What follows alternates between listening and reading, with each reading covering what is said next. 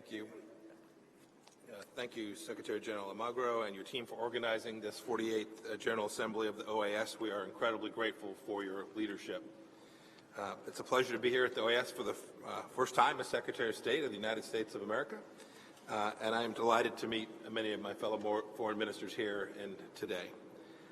I would also like to acknowledge the great work of our permanent representative, Ambassador Trujillo, and his team, and as well as all of those work of the Perm Reps to the Organization of American States. Before I continue, I'd like to express our solidarity with the Guatemalan people and send our condolences to the families and loved ones of those who perished as a result of the volcano eruption in Guatemala on Sunday. Just as we did when this first body met 70 years ago, the United States continues to place a great deal of value on the OAS and its role in forging a hemisphere distinguished by democracy, peace, respect for human rights, and cooperation. We must all do our part to strengthen the OAS to deal effectively with the challenges to our values we face together today, and of course those we will face in the future. I would like to thank our fellow member states for their support of a decision at last year's General Assembly to reduce the OAS's dependence on a single member state mine. This is an important step rooted in increasing buy-in and burden sharing to achieve our shared goals. This year, I hope that we can agreeably adopt a plan to implement this decision in order to put the OAS on a more sustainable financing footing.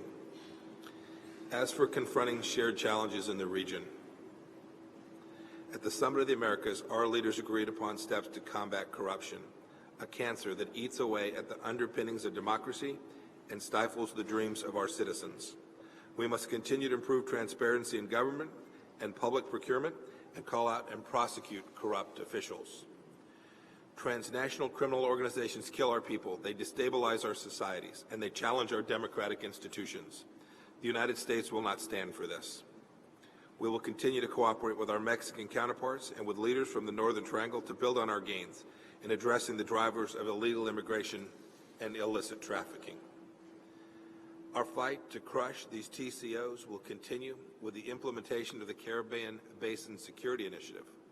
We will also continue to pursue Caribbean 2020, our strategy for enhanced Caribbean engagement in the areas of security, diplomacy, prosperity, energy, education, and health.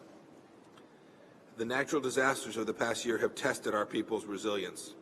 The United States is proud to help OAS countries bounce back in the aftermath of such tragedies. One way we are doing this is helping small businesses in the vital Caribbean tourism industry get back on their feet after hurricanes. In Cuba today, we see an expectation that change is inevitable and that it can't come quickly enough. Young Cubans born under a dictatorship are uninterested in hollow revolutionary slogans. They demand educational opportunities, free from political constraints or a totalitarian regime's repression. They want what youth everywhere else wants, opportunities to use their talents, to exercise their voice, achieve their potential, build a bright future for themselves. As democratic societies, we must support young people in Cuba and elsewhere in the hemisphere in their hopes for democratic change.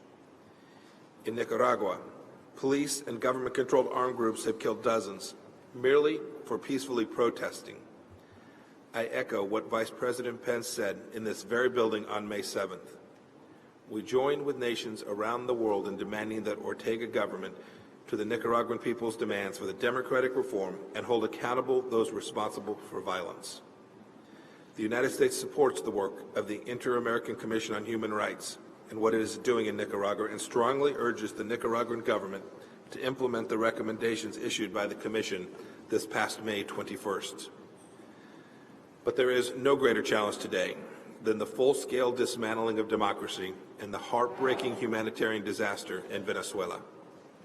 While the United States welcomes the release of the unjustly imprisoned Holt family, our policy towards Venezuela remains unchanged. The United States stands steadfast in support of the Venezuelan people and their efforts to return to democracy.